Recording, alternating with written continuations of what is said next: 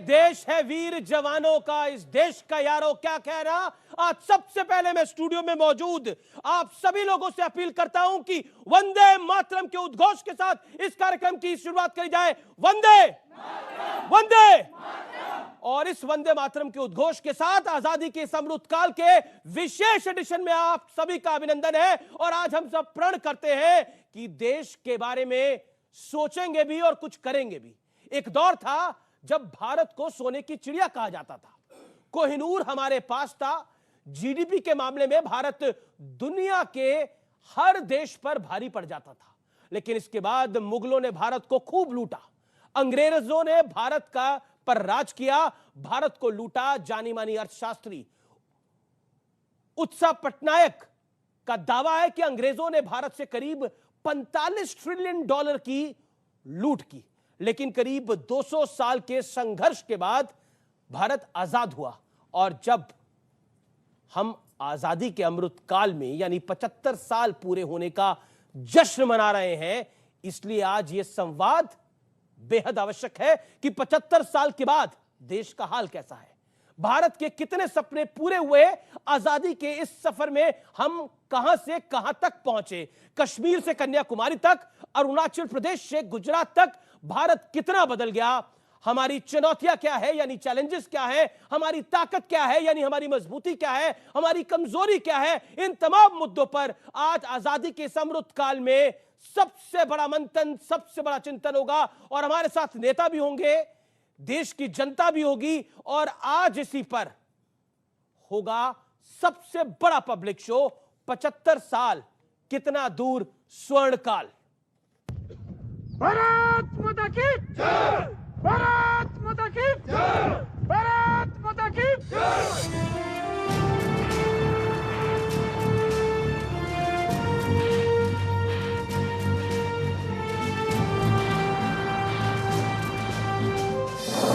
15 अगस्त 1947 वो तारीख जब भारत नई उम्मीदों और नए सपनों के साथ आजाद हुआ। और आज हम आजादी की डायमंड जुबली यानी 75वें साल का जश्न मना रहे हैं। ऐसे में ये चर्चा जरूरी है कि कितने ख्वाब पूरे और कितनी चुनौतियां बाकी हैं।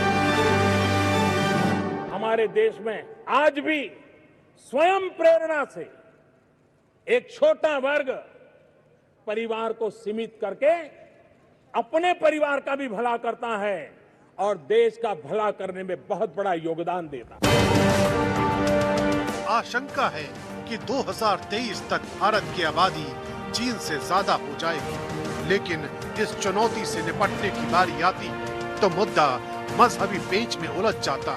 कहा जाता है कि आबादी कंट्रोल करने के बहाने एक समुदाय विशेष को टारगेट किया जा रहा है। लेकिन चुनौती सिर्फ आबादी की नहीं।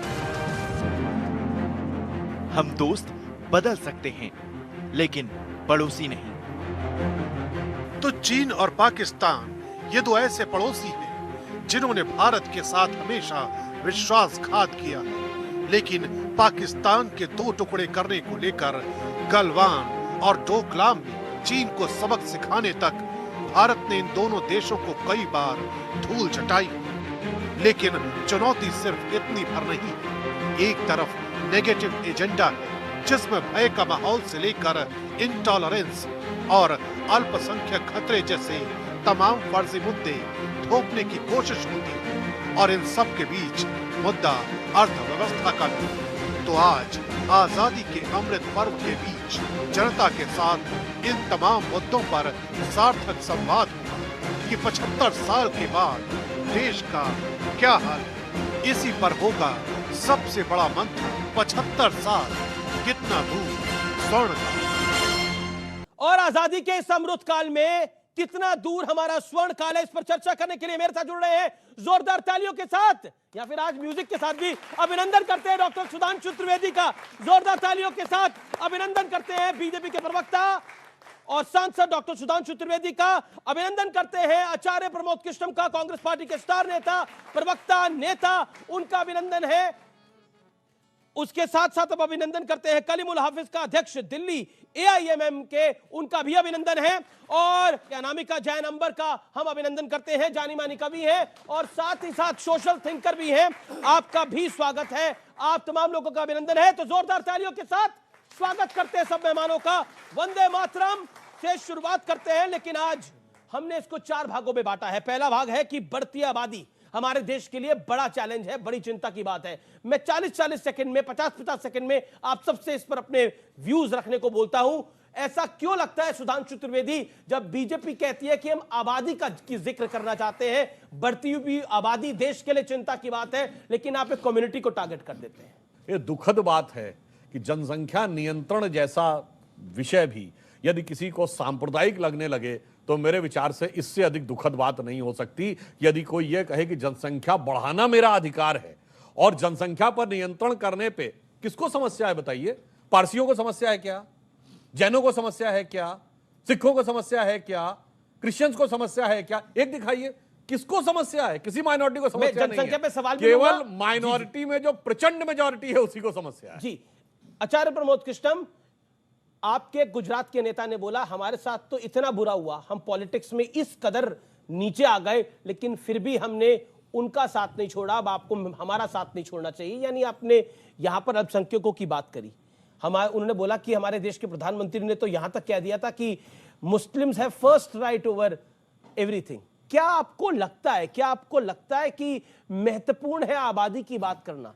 और क्या कांग्रेस पार्टी के की चर्चा में यह विषय है जनसंख्या? और देखिए अमीश देवगन, आज ना हिंदू की बात करनी है ना मुसलमान की बात करनी है। आज ना हिंदू की बात करनी है ना मुसलमान की बात करनी है। ये आज़ादी का महोत्सव है सुधांशु जी, आज हिंदुस्तान की बात करनी है। बहुत बढ़िया। और जनसंख्या हिंदुस्तान की दिक्कत है। अमीश देवगन, जहां तक जनसंख्या यानी पॉपुलेशन कंट्रोल का सवाल है, तो ये चिंतन सबसे पहले बढ़ती हुई आबादी को देख करके इंदिरा गांधी जी के दिमाग में आया। संजय गांधी ने सपना देखा। हो सकता है कि उनके उस सपने को जब पूरा करने के लिए उस योजना को क्रियान्वयन किया जा रहा था तो उसमें कुछ चूक हुई, लेकिन जनसंख्या जो बढ़ रही है इसको धर्म के चश्मे से ना देखते हुए मैं आपके चैनल से और आप जैसे बड़े पत्रकार के समक्ष तमाम देश की जनता को साक्षी रखते हुए कहना चाहता हूं कि सुधांशु त्रिवेदी जी, बीजेपी और बीजेपी की सरकार जनसंख्या नियंत्रण कानून लाए, हम लोग उसका समर्थन करेंगे। बहुत अच्छी बात। आप साथ हैं? आपको लगता है आजादी के इस अमृत काल में जनसंख्या की बात होनी चाहिए? यकीनन बात जनसंख्या की क्या, बात हर मुद्दे की होनी चाहिए, लेकिन सबसे पहले मैं अपने देशवासियों को इस 75वें यौमे आज़ादी की दिली मुबारकबाद पेश करता हूं और एक शेर के साथ मुबारकबाद पेश करना चाहता हूं कि वतन की पासबानी जानो ईमा से भी अफजल है। वतन की पासबानी जानो ईमा से भी अफजल है। मैं अपने मुल्क की खातिर कफन अपने साथ रखता हूं। तो ये है हमारी देशभक्ति और इस देश के तय जो हमारी जिम्मेदारी है, उसमें एक जिम्मेदारी में जनसंख्या आती है। जनसंख्या को धार्मिक चश्मे से देखने का गुनाह भारतीय जनता पार्टी करती है। जब उससे संसद में पूछा जाता है, उसी पार्टी के एक प्राइवेट मेंबर बिल लाते हैं, मेंबर ऑफ पार्लियामेंट, उस पर स्वास्थ्य मंत्री जवाब देते हैं कि हमें अब जनसंख्या नियंत्रण के लिए कानून लाने की जरूरत नहीं है। वही एफिडेविट सुप्रीम कोर्ट में भी सरकार देती है कि हमारा ऐसा कोई इरादा नहीं है कि हम जनसंख्या नियंत्रण कानून लाएं।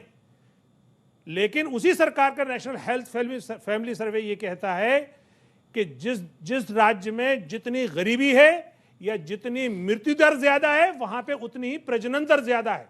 जैसे बिहार में स्वास्थ्य सेवाएं सबसे कम है, इसलिए बिहार की प्रजनन दर सबसे ज्यादा है। और चौंकाने वाला वो तथ्य यह भी बताता है कि जहां जहां मुस्लिम ज्यादा आबादी है, चाहे कश्मीर हो, केरल हो, अंडमान निकोबार हो, लक्षद्वीप हो, वहां की जो नेशनल प्रजनन दर, उनकी जो प्रजनन दर है वो 1.4 है, या और ज्यादा आबादी वाले चाहे बंगाल हो, आसाम हो, उनकी भी प्रजनन दर नेशनल एवरेज प्रजनन दर से कम है। तो सवाल यहाँ हिंदू मुस्लिम का नहीं है, यहाँ सवाल है कि जहाँ पे शिक्षा है, जी। जहाँ गरीबी है, जहाँ स्वास्थ्य सेवाएं नहीं है, वहाँ की जनसंख्या ज्यादा है। सरकार की जिम्मेदारी है कि अगर उसे जनसंख्या ठीक है, नियंत्रण करनी संक्षेप है में, तो उसे संक्षेप में। शिक्षा, स्वास्थ्य और जी, रोजगार मैंने 50 मुहैया सेकंड 60 कराने सेकंड की पड़ेंगे। टाइम लिमिट लगाई थी, आपने 2.5 मिनट ले लिया। अनामिका जी, मैं आपका रुख करता हूं। जनसंख्या हमारी समस्या है, लेकिन आपको तो कुछ सुनाना पड़ेगा। हाँ जी बिल्कुल। उससे पहले बस मैं इतना ही कहूंगी, मैंने अभी आप सबको सुना भी है। होता क्या है, जब भी किसी बीमारी को ठीक करना होता है तो उस रोग के जड़ तक जाना बहुत जरूरी है। यहाँ वहाँ की सारी बातें निकालने से अच्छा हो कि हम उस जड़ तक पहुंचे। और आपने कहा है कि सुनाना जरूरी है, तो मैं इसी बात का उत्तर मेरी पंक्तियों से देती हूँ कि छीना झपटी लूट मार की ही आदी हो जाती है। भीड़ अगर ज्यादा हो तो फिर उन्मादी हो जाती है। और भूख गरीबी बेकारी की जड़ को खोदा तो पाया, हद से ज्यादा आबादी भी बर्बादी हो जाती है। बहुत बढ़िया, हद बहुत से बढ़िया। ज्यादा। लेकिन एक और बात मैं यहाँ कहूंगी, और आपको कहीं इशारे में मेरी इस बात से वो उत्तर मिल जाए जो यहाँ चर्चा चल रही थी, तो आपको लगेगा कि हाँ, अनामिका ने बात को समझा भी और जाना भी है। तब मैं एक बात कहूंगी कि अनुदान हमारे कर से लेकर काम कराएं बंद करो। वोट बैंक के नाम पे पलती सभी प्रथाएं बंद करो। और परिवार नियोजित हो जिनके बस वही पात्र अधिकारी हो। 2 बच्चों से ज्यादा वालों की सुविधाएं बंद करो। जी। ये बात मेरी रखती थी। तो अगर ऐसी सुविधाएं बंद होंगी तो देश में कई लोगों के लिए समस्या खड़ी हो जाएगी। लेकिन मैं आने वाले समय में, जी आने वाले समय में। लेकिन सुधांशु त्रिवेदी मेरे साथ है और ऑडियंस भी है। और सुधांशु त्रिवेदी, घुमा फिरा कर आप पर आ जाती है। कलीमुल हाफिज साहब ने बोला कि आप लोग जो हैं वो धर्म के चश्मे से देख लेते हैं। देखिए, कलीमुल हाफिज साहब ने जो भी बोला, तो मैं तो सिर्फ फैक्ट बोलता हूँ। जब हम स्वतंत्रता का अमृत महोत्सव मना रहे हैं तो 1947 में भारत में, अब जब उन्होंने कहा तो प्रश्न उठाना ही पड़ेगा, हिंदुओं की आबादी थी 85%। 2011 की जनगणना के अनुसार 79.8 हो गई। मुस्लिम आबादी 9% थी, वो 2011 की जनगणना के अनुसार 15% हो गई। अब प्रजनन दर कम थी तो ये बढ़ कैसे गई, ये लॉजिक समझ में नहीं आता है। इसलिए जो उन्होंने बात कही है वो आंकड़ों के हिसाब से तो सही नहीं उठती है। फिर मैंने दूसरी बात, एक और बात जानते क्या है, एक जहनियत दिमाग में बैठी। उन्होंने कहा कि पढ़ाई लिखाई जहां पे, बिल्कुल सही बात है, पर ये बताइए खाली पढ़ने से सब कुछ हो जाता है क्या? ये अफजल गुरु तो डॉक्टरेट था, याकूब मेनन सीए था, बुरहान वानी तो बहुत अच्छा सॉफ्टवेयर का जानकार था, और ओसामा बिन लादेन अरबपति था। तो पढ़ाई लिखाई और कमाई से नहीं होता, विचार से होता। और ये कहां समस्या आई, मैं ये भी बताना चाहता हूं। देखिए, यह देश से स्वतंत्र होने पर से पहले, जनसंख्या को धर्म के चश्मे से देखना जायज है? मैं इसीलिए कह रहा हूं बिल्कुल जायज नहीं है, पर अफसोस बता रहा हूं क्यों हुआ। अरे भाई, जो अभी आपने बोला, पर आप ही के नेता कहते हैं कि एक तबके की आबादी अनकंट्रोल्ड हो रही है। यही तो कह रहा हूं, एक ही तबके को क्यों प्रॉब्लम हो रही है, किसी माइनॉरिटी को प्रॉब्लम नहीं हुई है। जी जी, एक लाइन नहीं, मगर एक लाइन, ये जो एक जहनियत बैठ गई ना, जो पूर्ववर्ती प्रधानमंत्री जी ने कह दिया था कि भाई माइनॉरिटी का फर्स्ट राइट है, मुस्लिम्स का पहला राइट है। जनाब, ये कहने से राइट नहीं मिलता। राइट पहला जानते क्या होता, बताइए? इस देश की 2 सबसे बड़ी एयरलाइंस किसकी? एयर इंडिया और विस्तारा, माइनॉरिटी। इस देश का पहला एटॉमिक साइंटिस्ट कौन? होमी जहांगीर भाभा, माइनॉरिटी। इस देश का पहला फील्ड मार्शल कौन? Sam Manekshaw, minority. इस देश में 71 की लड़ाई में जब जिन्होंने जाके ढाका के ऊपर पैराशूटर्स को लीड किया, जनरल जे जैकब, माइनॉरिटी। ये बताइए, दूसरा इसरो का साइंटिस्ट विक्रम साराभाई, माइनॉरिटी, जैन थे। अरे भाई, माइनॉरिटी कहने से नहीं, आप फर्स्ट आकर खड़े होइए। दुनिया मानती है कि आप सबसे फर्स्ट। पॉइंट है, आप इस जहनियत में रह जाइए, कलीमुल हाफिज सही रह जाएंगे। काबिलियत रखिए, एक मिनट, एक लाइन काबिलियत रखिए। देखिए, और एक लाइन सर, भारत के मिसाइल प्रोग्राम का जनक कौन? Doctor APJ Abdul Kalam. मगर उसको मानने को तैयार नहीं। मैं आपको एक सेकुलर नेता बताइए जो डॉक्टर कलाम के बारे में आपने विक्रम सेकुलर नेता, आपने इस देश के इतने वीर सपूतों का नाम लिया है, उसके लिए जोरदार तालियां। इतने वीर सपूतों का नाम लिया है जिन्होंने मां भारती की सेवा के लिए सर्वोच्च निशावर कर दिया है। आप मुझे बताइए, आप काबिलियत रखिए।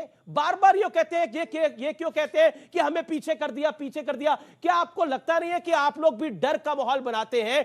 आजादी के अमृत काल में आप भी प्रण लीजिए कि आप डर का माहौल नहीं बनाएंगे। आप पॉपुलेशन जैसी समस्या को भी आप धार्मिक चश्मे से आप खुद देखना चाहते हैं। नहीं, हम तो मना कर रहे हैं। जैसे ही कुछ होता है तो आप बोलते हैं देखिए मुसलमानों को टारगेट किया जा रहा है, मुसलमानों को अब 10 सेकंड दे दीजिए, अब 10 सेकंड दे दीजिए। कानून बनेगा तो सबके पे लागू होगा, हम- क्या इन पे लागू नहीं होगा या इन पे लागू होगा? हम ये एलानिया कह रहे हैं कि जनसंख्या का इशू धार्मिक नहीं है, हम धार्मिक चश्मे से नहीं देख रहे हैं।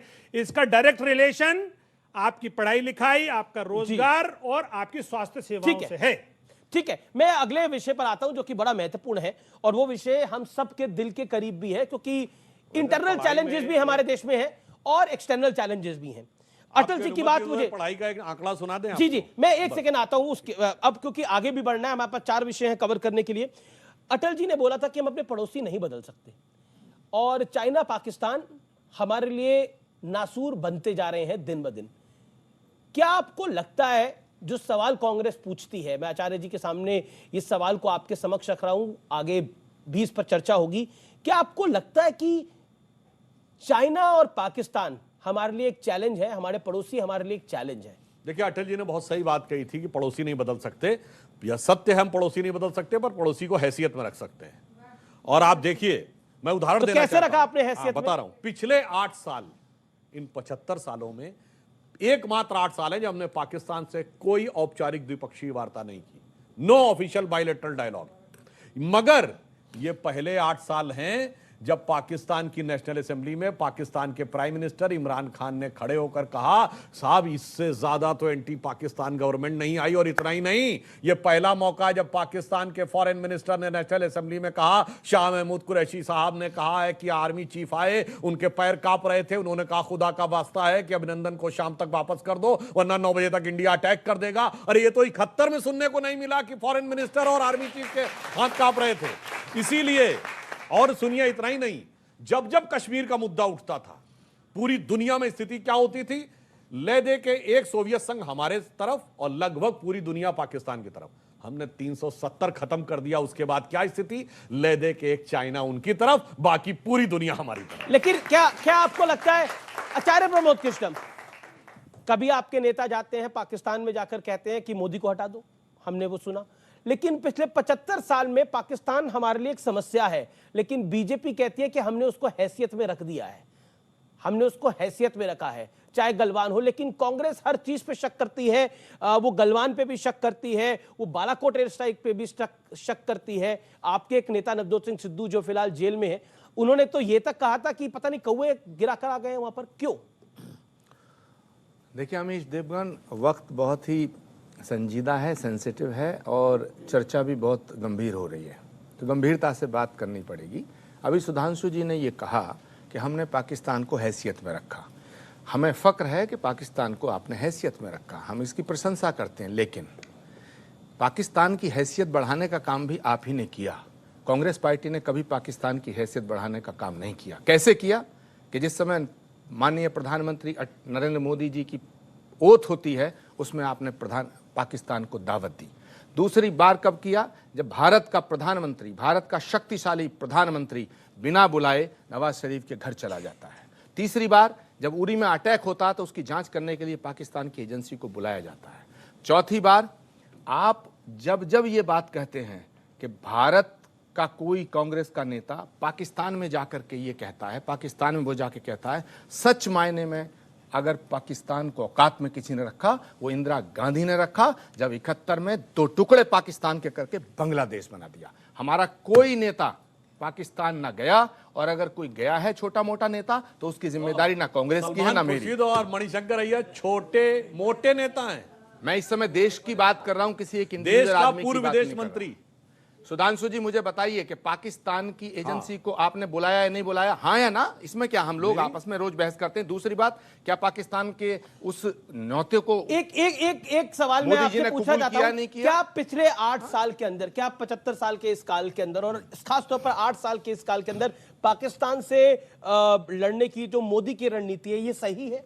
अगर वो 1 मारेगा आपका आकर, तो आप 4 मार देंगे जाकर? बिल्कुल 4 क्यों, 40 मारने चाहिए, बिल्कुल 40 मारने चाहिए। तो आप सहमत है उस नीति से? क्यों नहीं सहमत होंगे, देश का मामला है। फिर शक क्यों करते हैं कई कांग्रेसी? कौन से शक करता है? शक इनकी बातों पे होता है जब ये झूठ बोलते हैं। हम तो आज कह रहे हैं अभी पाकिस्तान पे हमला करें, हम तो कह रहे हैं तालिबान का इलाज करें, हम तो कह रहे हैं आतंकवादियों का इलाज करें। आखिर एक बात बताइएगा, कश्मीर में रोज हमारे जवान शहीद हो रहे नहीं हो रहे? ठीक है, जवाब नहीं, एक मिनट सुधांशु जी बताएं कि जिस समय इन्होंने नोटबंदी की, जिस समय ये देश की सरकार में आए, जिस समय ये देश की सरकार में नहीं थे और ये कैंडिडेट थे प्राइम मिनिस्टर के, तब सारे भाषण क्या थे कि जब हमारी सरकार बनेगी तो हम आतंकवाद खत्म कर देंगे। एक सेकंड, आतंकवाद आज तक खत्म नहीं हुआ। हम आज कह रहे हैं कि अगर आप कोई आतंकवाद खत्म करने के लिए पाकिस्तान पे हमला करना है तो करिए, हम आपका समर्थन करेंगे। करिए हमला, करेंगे आपका समर्थन। इन्होंने कहा मैं सिर्फ 3 लाइन में बता रही है। मैं 3 लाइन में, पहली बात, जानते हैं अंदर क्या है? ये अमन अल जवाहिरी मारा गया ना 1 हफ्ता पहले, आपने सुना किसी अमेरिका के किसी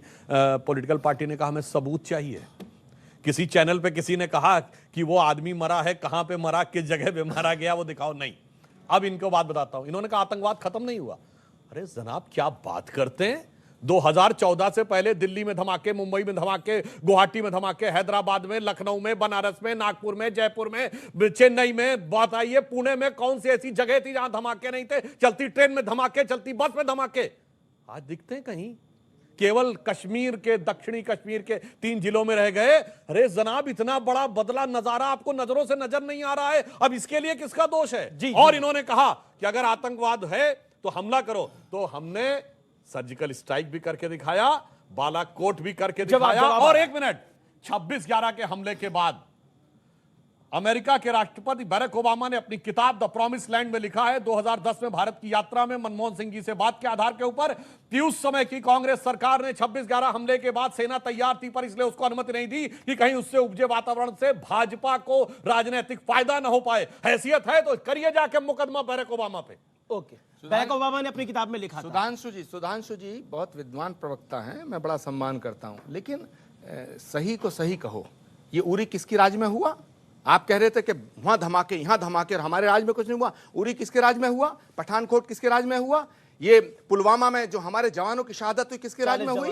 और सुनिए पार्लियामेंट पर अटैक किसके राज में हुआ? सवाल इस बात का है, ये देश का मसला है, इसे आप पॉलिटिसाइज करने की कोशिश मत करिए। पर चाइना के मामले में भी आप शक करते हैं? नहीं, चाइना के मामले में शक क्यों ना करें? चाइना पे मुंह खोल करके भारत सरकार ने कब जवाब दिया? मैं तो कह रहा हूं कि देश की सीमाओं की तरफ आंख उठा के पाकिस्तान देखे या चाइना देखे, आप पूरी ताकत से उसका विरोध करिएगा, हम लोग आपके साथ हैं। ठीक है, मैं कुछ सवाल लूंगा। एक लाइन। जी। उन्होंने किया, मानता हूं हमारे जमाने में हुआ तो हमने ईंट का जवाब पत्थर से दिया, वो तो ठीक है। ये बताइए आपके जमाने में 1988 से 98 तक यह स्थिति थी कि श्रीनगर में 26 जनवरी के दिन राज्यपाल झंडा नहीं फहरा सकता था। शर्म आनी चाहिए। और जब 1992 26 जनवरी को हमारे तत्कालीन राष्ट्रीय अध्यक्ष डॉक्टर जोशी झंडा फहराने गए और उस समय उस यात्रा का संयोजकत्व युवा नेता के रूप में वर्तमान प्रधानमंत्री मोदी जी कर रहे थे, गिरफ्तार कर लिया गया उनको। यह बताइए भारत में राज्यपाल की हैसियत नहीं कि 15 अगस्त 26 जनवरी को झंडा फहरा दे। एक तो हमारे जमाने में कभी सवाल कि क्या हम पहले लाल चौक पर गिरफ्तारी से लेकर और अब लाल चौक पे ही तिरंगा लहराया जा रहा है, एक सफर हमने तय करा है पिछले 75 साल के अंदर, इसको कोई नहीं दोहरा सकता, इसको कोई झुठला नहीं सकता। एक दौर था जब लाल चौक पर तिरंगा नहीं फहराया जा सकता था, लेकिन आज वो दौर आया है जब लाल चौक तिरंगामय है। तो बोलो वंदे मातरम। और मैं चाहता हूं तिरंगों की कतार नजर आती है। अनामिका जी। मैं इतनी देर से यही बोल रही हूँ, 75 साल जो आजादी के आप सब ने मिलकर के दिए हैं, इस समय हम आजादी के अमृत महोत्सव को मनाने के लिए, जश्न मनाने के लिए यहाँ पर उपस्थित हैं। बन के लावा जो बहता रगों में, स्वाभिमान हमारा तिरंगा। बन के लावा जो बहता रगों में, स्वाभिमान हमारा तिरंगा। मात्र कोई पताका नहीं ये, मात्र कोई पताका नहीं ये, है गगन का सितारा तिरंगा। मात्र कोई पताका नहीं ये, है गगन का सितारा तिरंगा, है गगन का सितारा तिरंगा। बहुत शानदार, बहुत शानदार। क्या आपको लगता है कि चाइना और पाकिस्तान से हमारी डील करने की जो स्ट्रैटेजी है, it is good of present government? हम बार बार ये बात पूछते हैं कि प्रधानमंत्री जी चीन का नाम लेते हुए घबराते क्यों है? उनकी जुबान से हमने कभी नाम चीन नहीं सुना। मुझे तो यहां तक भी लोग बताते हैं कि शायद उन्होंने चाय में भी चीनी डालना छोड़ दी है, ये कहीं ऐसा ना हो कि मुंह से चीन निकल जाए। तो ऐसी भी स्थिति क्यों आ गई है आखिर चीन से इतना खौफ क्यों है? चीन के बारे में वो खुल के देश को बताते क्यों नहीं? क्यों गुमराह करते हैं? आखिर चीन 1000 किलोमीटर अंदर देश में बैठा हुआ है, वहां पे हमारी फौजें सरहद पे बैठी हैं, लेकिन चीन को लेके ये सरकार देखिए, इस मामले पे कांग्रेस, राहुल गांधी और ओवैसी की एक ही लाइन है। वो कह रहे हैं, वो उनका मानना है, ओवैसी और राहुल गांधी एक स्वर में बोलते हैं, अरे भाई, चीन सरहद किलोमीटर से बैठा हुआ दिल्ली है। की गहराई 1000 किलोमीटर नहीं करे, 1000 किलोमीटर अंदर बैठा हुआ है। तो गजबा है, कुछ बोल देते हैं। स्क्वायर किलोमीटर कहा है मैंने आपको? गलत, 39,000 स्क्वायर किलोमीटर पे कब्जा करके बैठा है 1960 से। नहीं, वो 1000 किलोमीटर किलोमीटर नहीं है, 39,000 आपकी सरकार में बैठा है वो 1000 किलोमीटर है। अच्छा। 1000 स्क्वायर किलोमीटर जहां बैठा है। तो दूसरी बात हो रही है, आपने पाकिस्तान से जी, फोर्सफुल एक- सीजफायर एक- एक- एग्रीमेंट जवाब साइन कर जवाब। लिया, ठीक है, लेकिन चाइना से आपने बात नहीं की। आपने बहुत बड़ा हमला किया है मौजूदा शासन पे। जवाब देखिए। सुनिए, फिर मैं साधो बैंड के पास जा रहा हूं। देखिए, जी। चाइना के साथ जो हमारा मामला रहा, ये बताइए, चाइना और हमारे बीच में कॉन्फ्लिक्ट हुआ, कितने देश खड़े थे चाइना के साथ? बोलिए। सिर्फ नॉर्थ कोरिया और पाकिस्तान? आप बताएंगे तो। नॉर्थ कोरिया और पाकिस्तान के डिस्कस अलावा की तीसरे देश का नाम बताइए। कोई चीन के साथ नहीं खड़ा था। अच्छा, अब ये जी, जी, बताइए, जी। एक minute, missile technology control regime के हम सदस्य बने, चाइना नहीं बन पाया। लेकिन ये एक उसके रहते जी, हुए। एक और सवाल है, देखिए, हम डेली डिबेट करते हैं, लेकिन एक सवाल मैं पूछना चाहता हूं आपसे, राहुल गांधी को आप भरोसे में क्यों नहीं? चलिए, ओवैसी साहब तो आपकी बात नहीं मानते, राहुल गांधी भी क्यों नहीं मानते आपकी बात? वो आपके भरोसे में क्यों नहीं है चाइना वाले मामले में? बता रहा हूं। वो डेली कहते हैं कि चाइना अंदर घुसा हुआ है, अंदर घुसा हुआ है। एक पुरानी लाइन है, आपको पता होगा, समझ समझ के समझाओ उसको जिसके भी समझ है, जो समझ समझ के भी ना समझे, समझो कि वो ना समझ है। अरे जिसको खुद पे भरोसा नहीं, उसको भरोसे में हम कैसे ले सकते भाई? जी जी जी, क्यों, मतलब शक क्यों है राहुल जी को बार बार चाइना को लेकर? कांग्रेस को शक क्यों है? आपकी लीडरशिप को शक क्यों है चाइना को लेकर? बताइए, आज बताइए इसकी बात। देखिए, किसी पर किसी को शक नहीं है। अभी सुधांशु जी ने कहा कि 1000 वर्ग किलोमीटर पे नहीं, 39,000 पता नहीं कितना किलोमीटर पे कब्जा किए चीन बैठा है 60 से। इनका इशारा था, 62 से। इनका इशारा था कि भाई पंडित नेहरू के समय से। अरे भाई सुधांशु जी, अगर वो बैठा है तो आप उससे छीनते क्यों नहीं हमारी भूमि को? आप मजाक कर रहे हैं क्या? ये आप देश की सरकार और देश की जनता, हाँ, आपके साथ है, पूरी ताकतवर सरकार है। अगर आपको मालूम है कि चीन ने हमारी ज़मीन पर कब्जा कर लिया, वो क्या परिस्थितियां थीं? हमारे पास एक राइफल नहीं थी, राइफल में गोलियां नहीं थीं, और वो पंडित नेहरू जो भारत के पहले प्रधानमंत्री बने, वो पंडित नेहरू जिन्होंने भारत के राष्ट्र निर्माण में अपना सर्वस्व न्यौछावर किया, वो पंडित नेहरू जो देश की आज़ादी की लड़ाई में 14 साल तक जेल में रहे।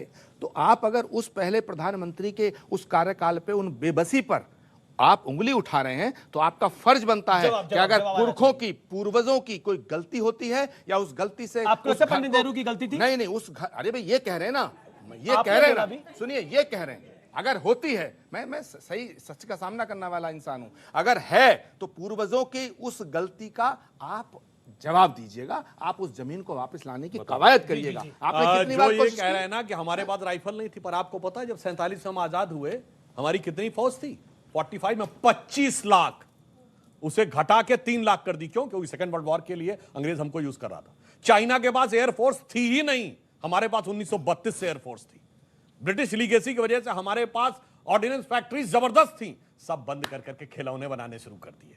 हिंदी चीनी भाई भाई शुरू हो गया। खैर वो सब छोड़िए, वो पुरानी बातें हो गई, आज कोई करने मतलब नहीं। इसलिए वो गलती नहीं थी, वो मतलब इतनी बड़ी हिमालयन ब्लंडर थी। और एक और बात बता रहा हूं, सुधांशु जी, वो साजिश थी क्या? साजिश थी क्या? नहीं। क्या पंडित नेहरू देश की जमीन को उनको दे रहे थे? ना, मैं आप ये कैसी कहना बात चाहता कर रहे हूं, हैं? मैं ये कहना चाहता हूं, मैं खराब तो शब्द कह रहा नहीं हूं, प्रयोग ठीक है, करना जो चाहता हुआ हूं। सो हुआ। अब आप उस जमीन को वापस लाने की नहीं, कवायद शुरू बोल रहे हैं करें ना, बता रहे हैं, सुधांशु आप बोलिए। आह्वान मेरी करिए बात देश तो का। सुनिए।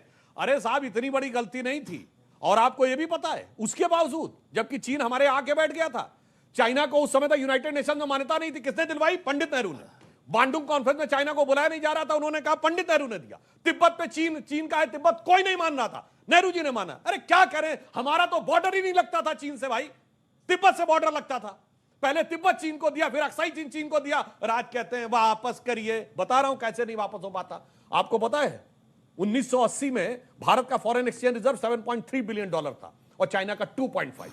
कहां चाइना खड़ा था, कहां हम, और आज कहां चाइना खड़ा हो गया, कहां हम। 1973 में चाइना से ज्यादा बड़ी इकोनॉमी थे और उससे फास्टेस्ट ग्रोइंग अर्थव्यवस्था से। आपके जमाने में क्या क्या होता चला गया, आज कहते हैं एकदम से वो कर दीजिए।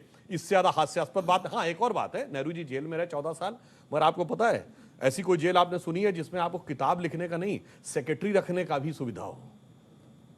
ऐसे जलवाए जलाल के साथ वो जेल में रहे और 2-2 3-3 उन्होंने किताबें लिखी और वो राष्ट्र पंडित के नेहरू लिए का आचार्य जी संघर्ष लड़ रिएक्ट रहे करना थे चाह रहे हैं। और जो काला पानी भुगत रहे थे, जो कोदू सावरकर। में बैल की जगह जो दिए जा रहे थे, वो संघर्ष नहीं लड़ रहे थे। Okay okay okay, Pandit Nehru पर 30 सेकंड। पंडित जवाहरलाल नेहरू 6 दिसंबर 1921 को पहली बार जेल में गए और 1921 से और 47 का पीरियड जोड़िए, यानी कि पंडित जवाहरलाल नेहरू को तब ये पता था कि 25-26 साल बाद जब देश आज़ाद होगा तो मैं देश का प्रधानमंत्री बनूंगा। यार, बुजुर्गों का सम्मान करना सीखो, पूर्वजों का सम्मान करना सीखो। मैं तो आपको मानता हूं कि आप भारत के वो सपूत हैं जो माँ भारती का जो भी देश का प्रधानमंत्री आज तक बना। हम खुले दिल से पंडित अटल बिहारी वाजपेयी की नीतियों का सम्मान करते हैं, हम उनका नाम आदर से लेते हैं। तो आपसे भी मैं ये रिक्वेस्ट करूंगा, हम आज भी कहते हैं कि देश के प्रधानमंत्री नरेंद्र मोदी बीजेपी से हैं, हम उनकी नीतियों का बहुत सा विरोध करते हैं, लेकिन हम फक्र के साथ कहते हैं कि हमारा प्रधानमंत्री ताकतवर है।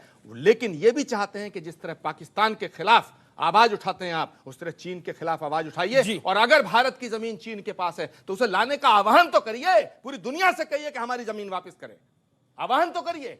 आप तो कांग्रेस को मिटाना चाहते हैं। सुनिए, 62 में जो आपने दे दी है वापस ले लें। अरे अमीश, ये चीन से नहीं लड़ना चाहते, ये पाकिस्तान से नहीं लड़ना चाहते, ये तो कांग्रेस को मिटाना चाहते हैं। सुनिए, ये तो कांग्रेस को अरे मिटाना सुनिए, चाहते हैं। चीन को जमीन आपने रिटर्न एग्रीमेंट में समझौता करके कब दी? 93 में किसकी सरकार थी? हमारी, आपकी। ये तो वाली बात हो गई कि 47 में काट के पाकिस्तान दे दिया, आप कहते हैं वापस। अरे भाई, इस देश के आप अंदर दे सारी चुके, समस्याओं की आपने जड़ उसमें पंडित कब्जा नेहरू क्या है? स्वीकार कर लिया। आज उसने वहां पे आके अपनी पूरी फौज आज से नहीं 7 साल से अच्छा, बना के रख ली वाह। और इन्होंने 93-94 में उसको फाइनली कंट्रोल। पॉइंट सवाल है, किसी का तो हाथ खड़ा करिए अपना। ये लिखने को तैयार हाथ नहीं खड़ा हुए। करिए, क्या सवाल है वो तो? तो ले लो। अच्छा सुनिए, अमीश ए, देव, एक सेकंड। हाँ, बोलिए आचार्य जी, बोलिए। 10 सेकंड।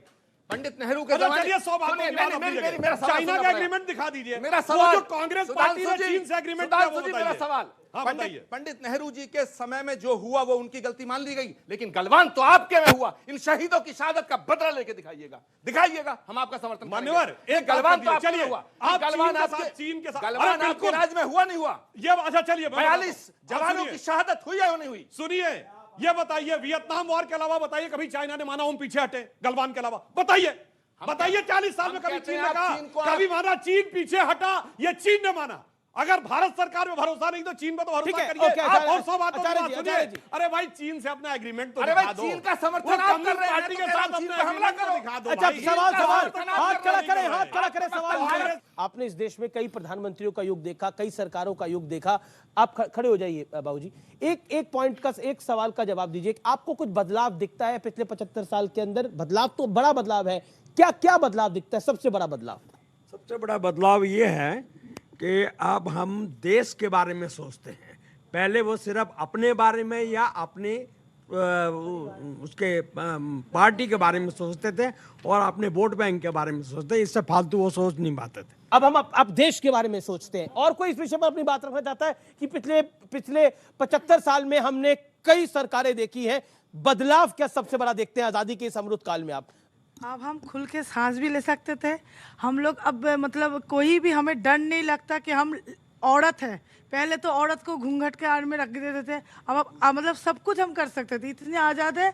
मतलब जैसे ये तो इसके लिए तो देश की हर सरकार के लिए ताली बजानी चाहिए, पंडित नेहरू से नरेंद्र मोदी तक सबके लिए ताली बजानी चाहिए। लेकिन गर्मा-गर्मी बहुत हो गई, गर्मा-गर्मी बहुत हो गई। जी जी, देखिए, इन्होंने कहा औरत घूंघट से बाहर आ गई, मगर नकाब चढ़ गया नहीं, और नहीं। नकाब चढ़ाने वाले समर्थन देने लगे कि नकाब में रहना चाहिए। जी जी, ये एक भी जी, परिवर्तन नहीं, हमने नहीं, 75 साल में देखिए, देखा। लेकिन देखिए, मेरा मामला है घूंघट हटा है, बुर्का भी हटना चाहिए, हिजाब भी हटना चाहिए। देश में हर औरत के लिए ये उसको हक मिलना चाहिए। बिल्कुल, और मैं इस पे हस्ताक्षर करती हूँ क्योंकि मैं भी नारी शक्ति का प्रतिनिधित्व कर रही हूँ।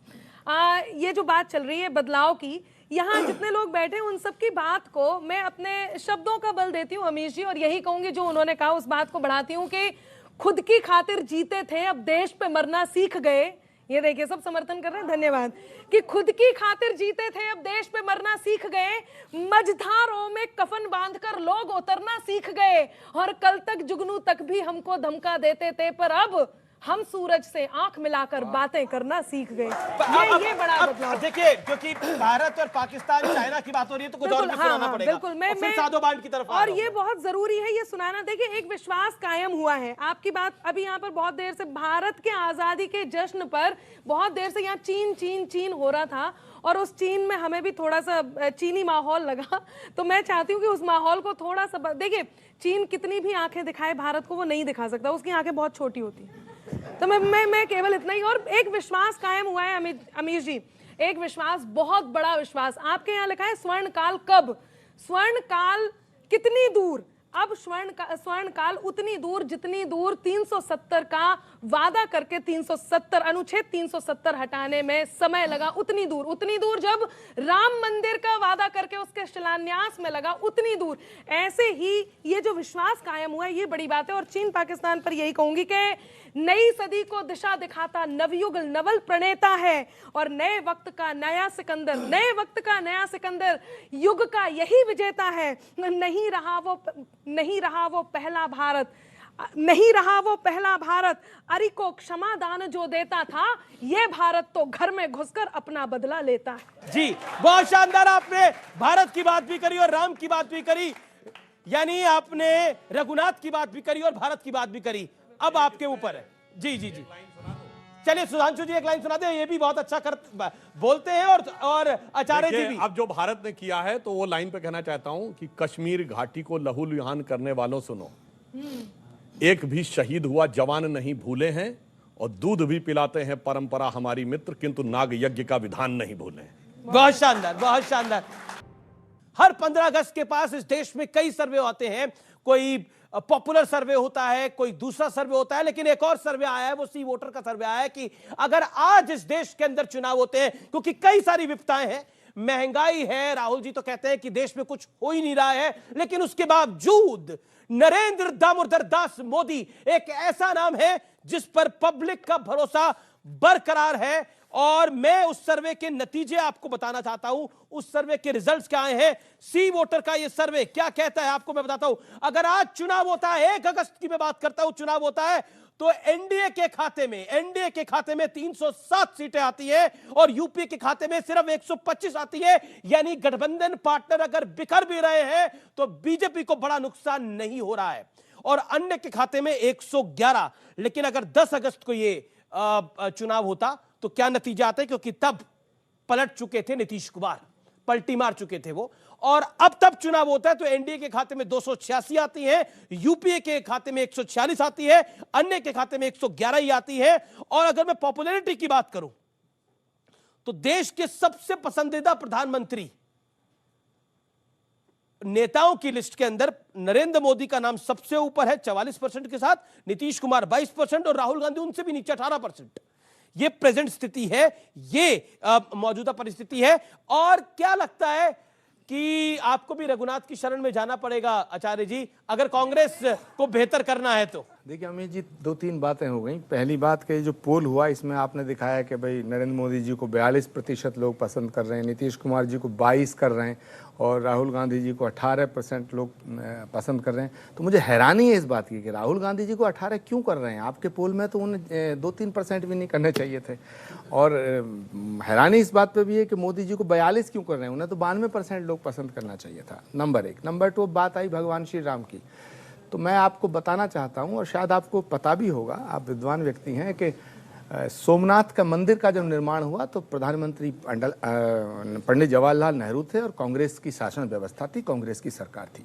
भगवान श्री राम के मंदिर का जब ताला खुला तो कांग्रेस की सरकार थी।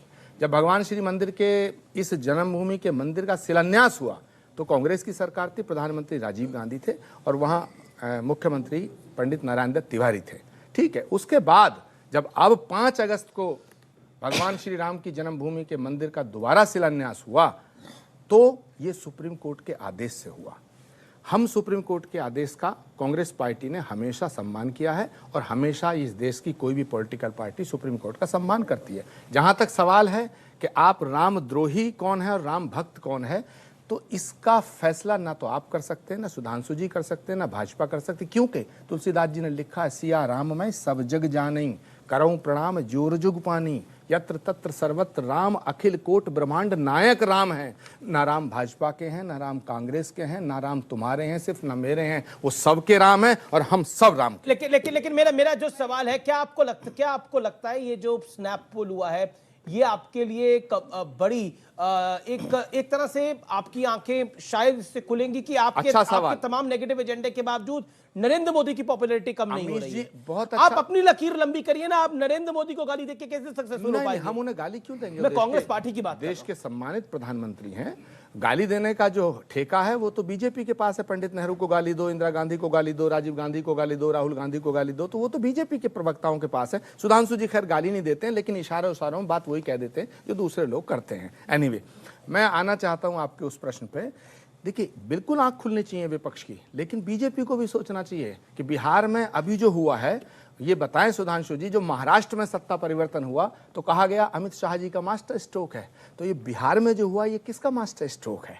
तो अब धीरे धीरे जब समय परिवर्तित होता है, देशकाल परिस्थिति बदलती है, तो राजनीति भी बदलती है। सुधांशु जी, इन्होंने कहा ना, भगवान राम ने कहा है कि कोई कुटिलता से नहीं, ईमानदारी से हमारे साथ रहो। अजहु राम भज तज कुटिलाई, राम भजे गति कही नहीं पाई। तो अगर कांग्रेस का सबसे बड़ा एक सेकंड, विपक्ष का सबसे बड़ा मुद्दा है जी आचार्य जी, बिहार में तो एक बात कह दूं, एक लाइन से, बिहार का बड़ा दर्द है आपको आजादी के अमृत काल में भी। बिहार में आज एक बढ़िया स्थिति दिख रही है। क्या सामान्यतः क्या होता है, एक दल सत्ता में होता है और तमाम दल मिलकर विपक्ष में होते हैं। आज बिहार में दिखेगा एक मजबूत एक दल विपक्ष में और अंतर विरोधों से भरे हुए तमाम दल सत्ता पक्ष में। चचा भतीजा, भाई भाई, जदयू के अंदर की लड़ाई, ये सारी चीजें, अरे इब्तिदाए इश्क है रोता है क्या, आगे आगे देखिए होता है क्या।